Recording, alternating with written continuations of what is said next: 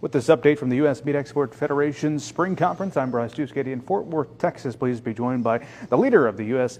Meat Export Federation, the president and CEO, Dan Halstrom. Big picture, you gave your update for the attendees on the opening day. Your outlook as you see things as the leader of this organization is? Well, Bryce, thank you for having me. We all know in the last 60 to 90 days, a lot of uncertainty, some people would say turmoil in the markets, things like this. I think despite all the uncertainty and maybe the moving parts, the one thing that resonates to me is that demand for U.S. beef and pork globally is still very, very strong. We've seen just in the last few weeks the cutout continue to rise on the beef side as expected. And, last I saw, which might be a day old now, is 358 choice cutout. The questions we get are not why is the price so high. They understand why. The buyers globally are very educated, a lot like the buyers here. So, they're asking, okay, when will heifer retention start? They're wanting to understand the global picture.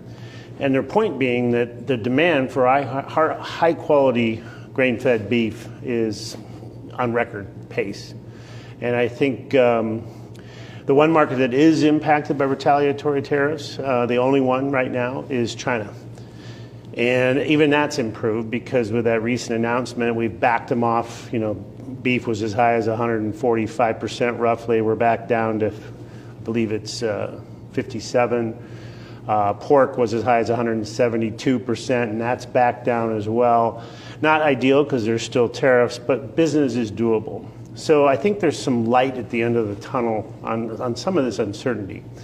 But like I said, we're diversified. We're not over-reliant on any one market, China or any other market for that matter. And I think we're in a good spot to continue moving forward.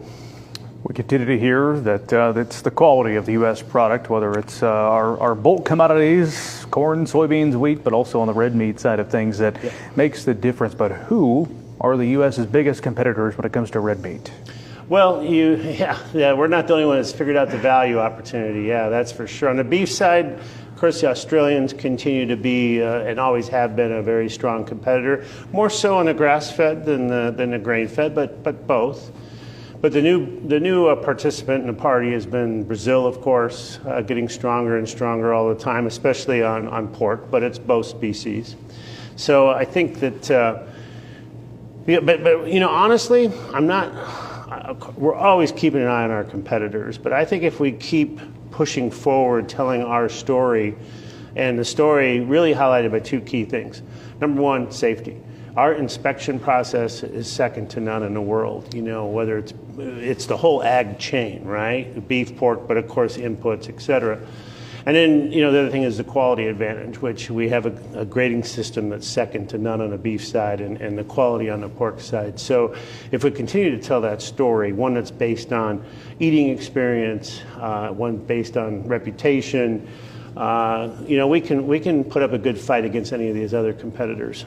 It's been fun from my vantage point to see some of the new things you all have done over the past year to continue to position U.S. red meat in the forefront of some of those foreign countries. You had a few of those items on display. Can you highlight a few you're proud of, some of the work over the past year? Yeah, I think, there's so much. We recently completed a trade mission into Accra, Ghana, West Africa. And, this is a market that's truly new and just starting to develop. But it looks a lot like Mexico did 40 years ago to me. And I think you look at Mexico today, $3.5 billion between beef and pork. And 30, even 20 years ago, we wouldn't have thought it would reach that.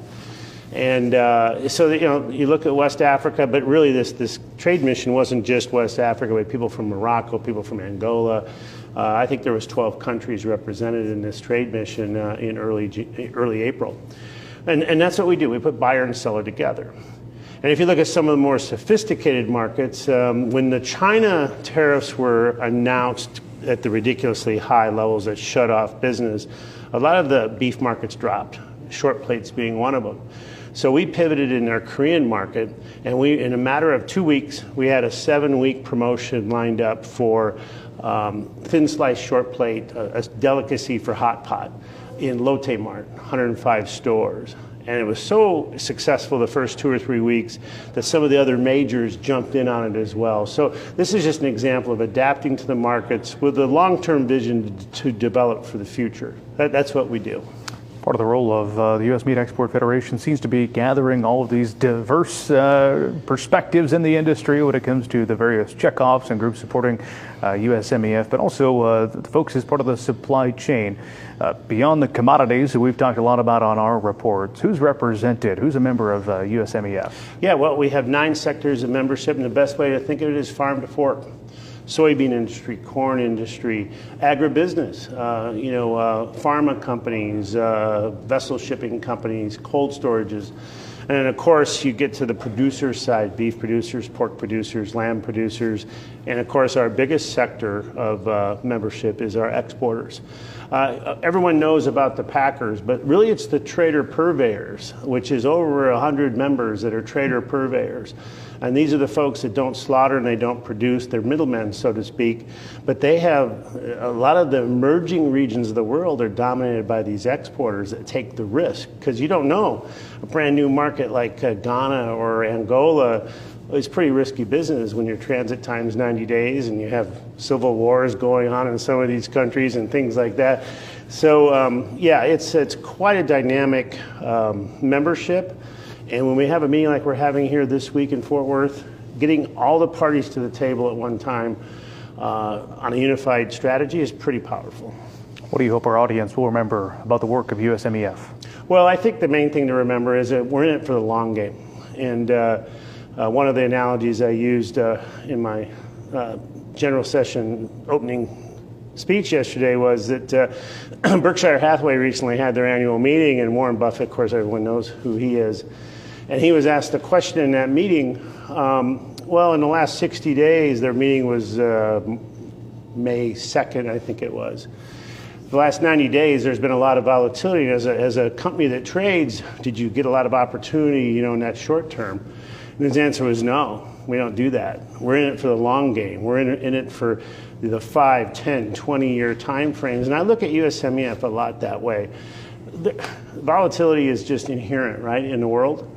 But what's not, hard to understand is that demand for protein globally is growing, and we're in it for the long game. As the population grows in the world, as the middle class grows, as the spending power grows, that's really our formula for success to not only further develop the larger markets, but to develop some of these younger markets. Dan Halstrom, President and Chief Executive Officer for the U.S. Meat Export Federation, our guest as we broadcast from their spring conference in Fort Worth, Texas.